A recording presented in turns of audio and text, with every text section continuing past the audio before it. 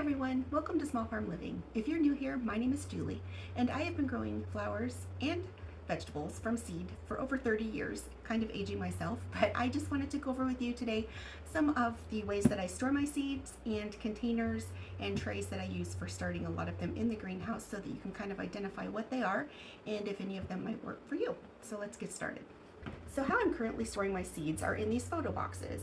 I got these online from Michael's several years ago, and I ended up buying 2 of them. And because I grow quite the volume of both flowers and vegetables here, I have one specifically for flowers and the other one for vegetables.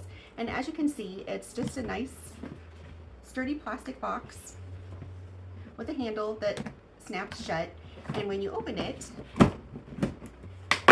inside are individual little containers that you can pack quite a few packs of seeds in, and I have them labeled A to Z basically, and then there's a few left over that I've specifically put like a lot of my grasses in and grains that I grow for filler flower, and then one for sunflowers because the seeds are so large they take up so much space. But as you can see, I'll just open my little A box here. This is all the packets that I have in there, and it's stuffed pretty tightly, but they all fit.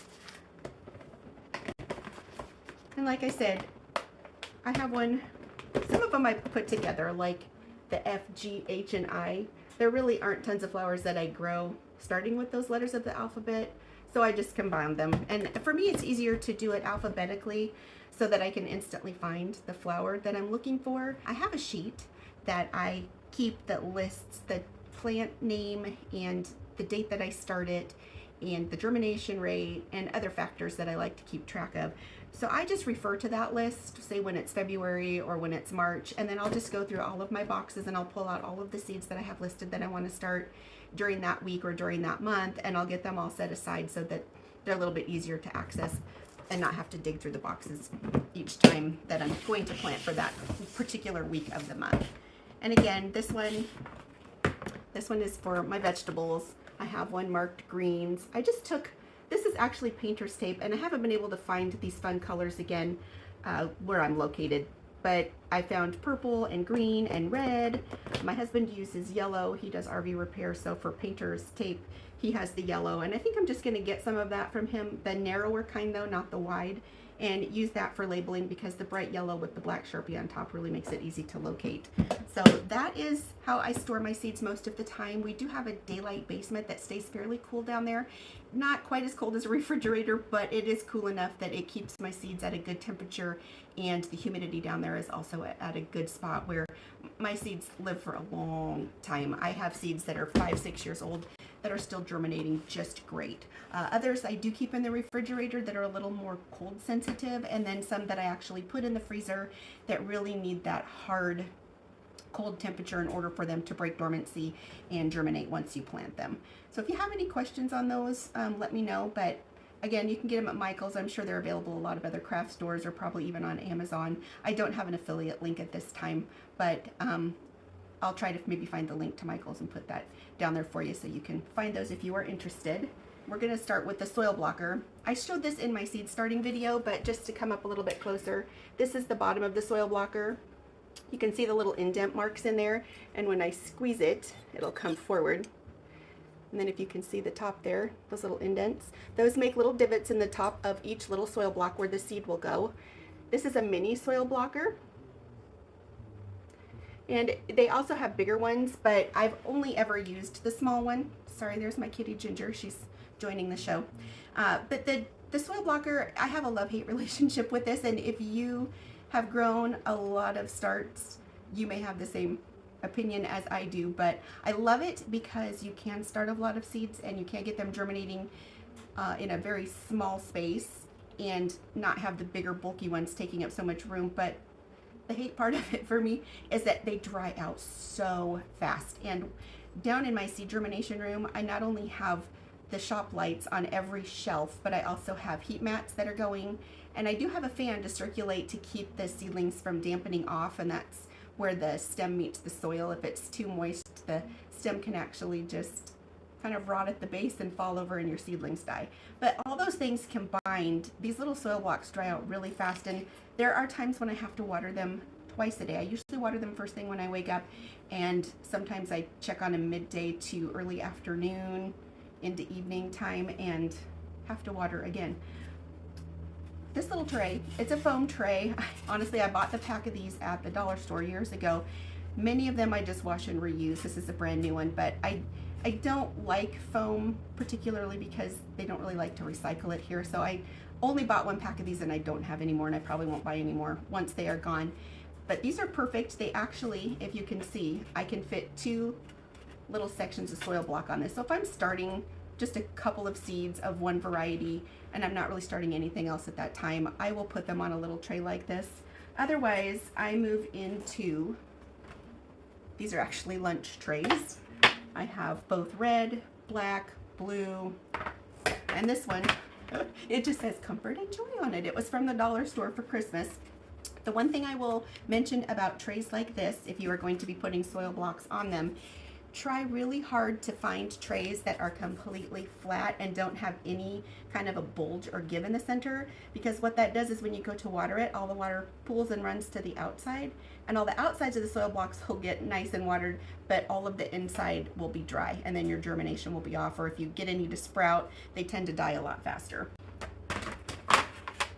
So I really love the firmer lunch trays, and the ones that I have found, again, they don't have a bulge in the center. So I will just put the water on there, let it soak up for about 3 or 4 minutes. I'll go back down and check on them, and if they haven't absorbed all of the water, then you just need to drain the rest of it off. Not sitting in really wet soil that could potentially cause the damping off disease.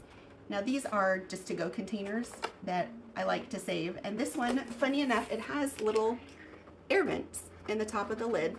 Most of them that I get don't have that, but this one actually inside has 2 separate spots. Not that you need it, but it is solid. You could punch holes in the bottom of this if you would want to.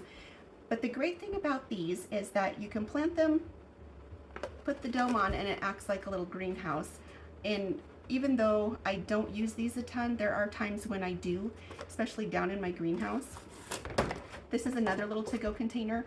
I'm currently using one of the lids down in the germination room right now over some seeds that don't like to be covered with vermiculite, but I cover them with the clear dome just so that they have the greenhouse effect as well. This is the bottom of a lettuce tub where you get like all the lettuce greens. And the great thing about this is I can take this size or even a little bit larger, and I can set it and then set this down, and because it fits onto the table, it again creates the greenhouse effect. I would do this on a tray so that any humidity that builds up inside the dome, when it drips down, it's not dripping on any of your surfaces and it's getting caught by the tray. Now we're going to move on to kind of more, I wouldn't say professional, but larger scale growing trays. And a little tip for you is, I know some of the big box stores around where I live have a recycling program where people will bring back trays and pots, and some of them will let you take them because it's part of their recycling. And you can score some pretty nice trays. Just be sure that when you bring them home, you clean them with a sanitizing solution so that if there was any kind of a fungus or bad bacteria that was on those existing pots, they wouldn't affect your new seedlings. But I'm going to go over the trays that I use down in the greenhouse mostly, and I'm going to kind of go from the bottom up. The first one, these are called 10-20 trays, and the reason they're called that is just basically for their size. Their average size is 10 inches wide by 20 inches long, and they're a little over 2 inches deep this way. They will come with holes or without holes. I prefer to get the ones without holes. You can see they're just completely solid. I got these from the Greenhouse Mega Store, and I will link to them down below. I chose, they have several different thicknesses of these trays, and I specifically chose the heavy duty because I am constantly carrying trays, and I tend to be one of those like super over efficient people where I want to carry 2 at once. So I am putting a lot of strain on the sides of the trays or on the end when I pick them up.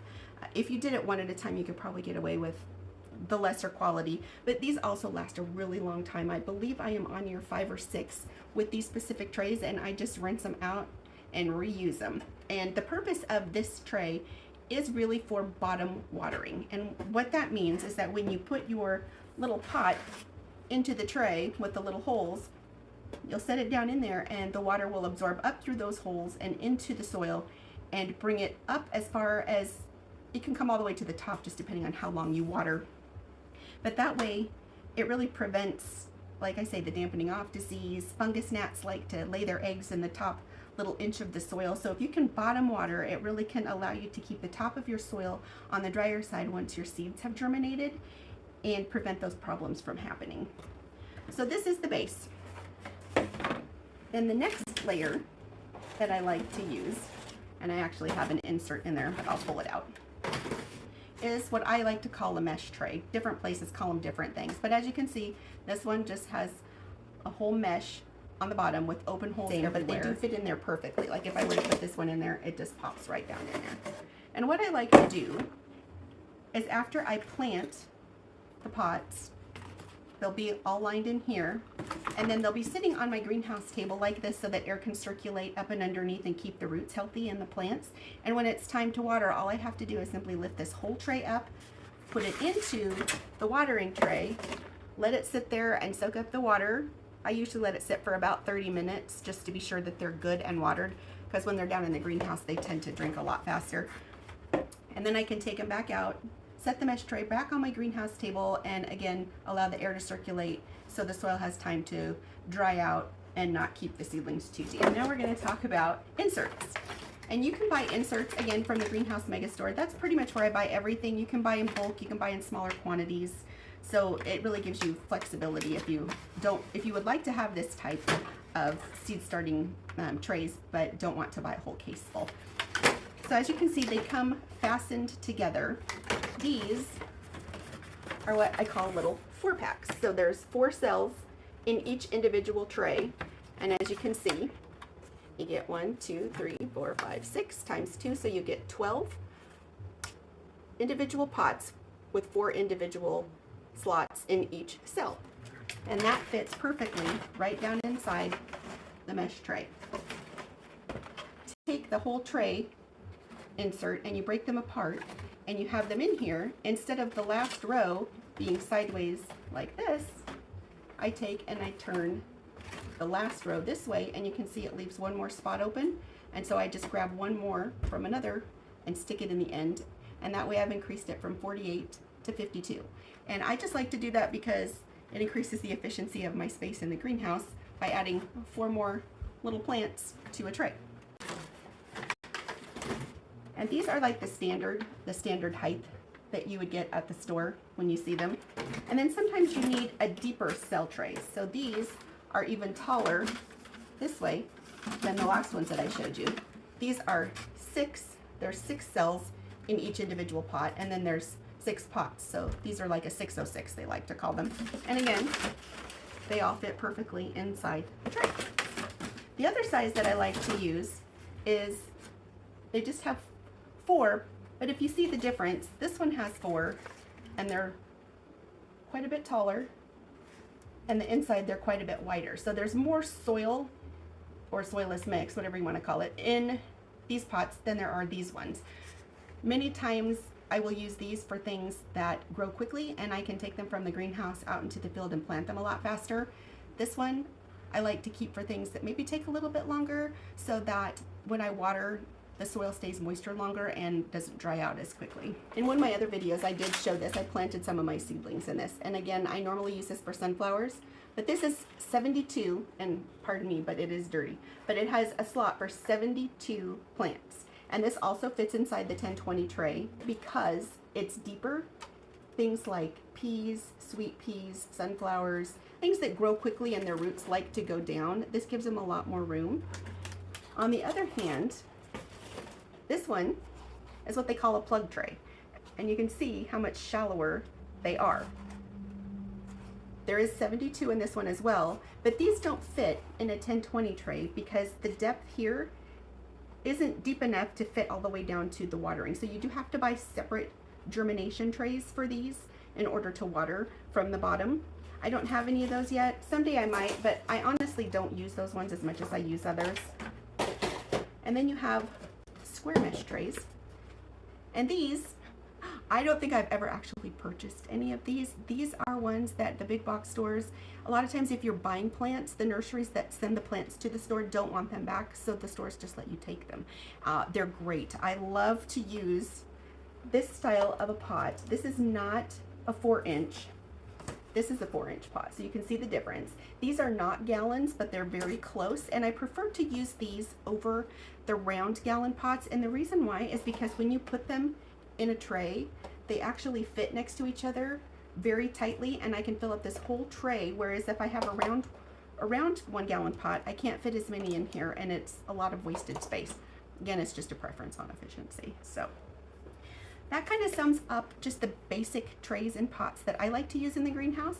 If you have any questions about any of the trays or tray inserts or pots that I've been using, please let me know down below in the comments.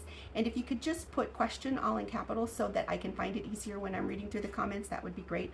And then I can address those in a later video. So that's all I have for you today. Thanks for hanging out with me, and I will see you next time. Bye.